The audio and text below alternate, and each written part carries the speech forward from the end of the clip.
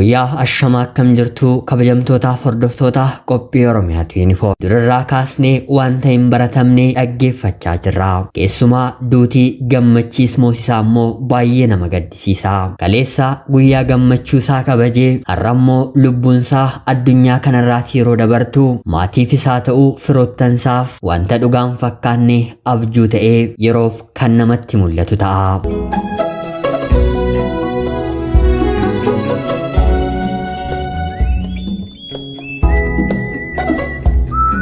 Duutii dhala namaaf wanta haaraa miti. Har'as gammachiis irratti hin jalqabne. Haa ta'uutii garuu duulli haala kanaan mudatu gurra namaafis dhagahamaa waan hin turreef baay'ee kan nama gaddisiisudha.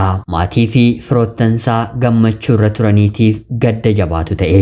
Reeffi ogeessa fayyaa ganna 28 gammachiis kibxata magaalaa Naqqamtee keessatti qarqara laga Soorgaa jedhamutti argamu maatiin ni dhagahu. Galgala wiixataa gammachuun bakka jiru akka barbaadamuuf iyyaafannoo kan dubbate toora feesbuukii isaa irratti kan maxxanse kan argitan nu iyyaafadhaa namni kun nu jalaa badeera jechuun walaleessaan Lataa Qanee Aagaa barreesseeti ture. Isa duratti Oromoon hedduu gammeedhaan eenyu akka ta'e hin beeku. Haa ta'uutii garuu kaleessa guyyaa gammachuu isaa kabajee har'a meeshaan bita jedhee manaa kan ba'eetiif haalli uffannaa isaallee uffata halkanii yookiin immoo bijaamaa ta'uu namni kun immoo guyyaa tokko keessatti badu ajaa'iba kan nama jechisiisu ture. Anis ta'e namoonni hedduun cidhasaaf gammachuu baduusaaf garuu Waaqayyo kan nagaaf akka godhu jennee galgala sana rafneerra. Haa ta'uutii garuu guyyaa kaleessaa wanti dhaga'ame baay'ee nama gaddisiisa.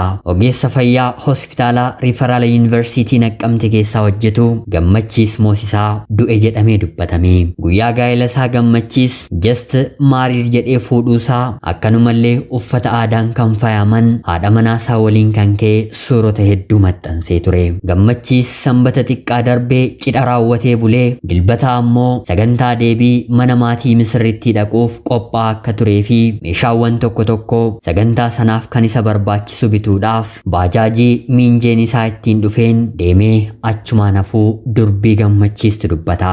Dabalataanis guyyaa cidha bulees jecha afaanii miti miirri fuula isaallee gammachuu malee gadda akka hin qabne guyyaa dilbataa kana takkaa manaa ba'uuf jennaan hiriyaansaa akka deebise lammaffaa irratti immoo miinjooliin sa'aatii 6tti millaashii deemuuf gara manaatti yeroo dhufan baajaajii miinjeen tokko irraa bu'een meeshaa bituudhaaf mana akka bahe bilbila isaarree manumatti akka dhiise hiriyaansaa kun nu dubbata.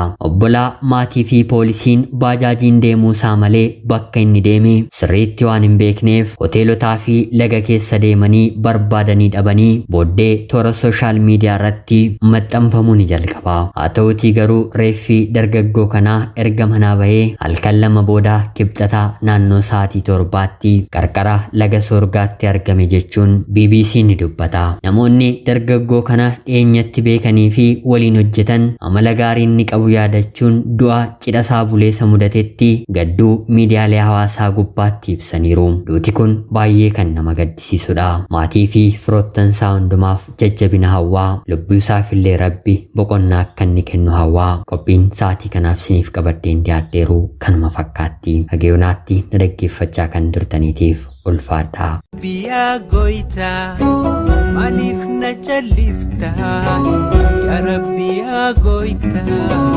maaliif na jalliftaa jiraachuun jabaattee hirmadhu yaa gooytaa keessa kiyya gartaa.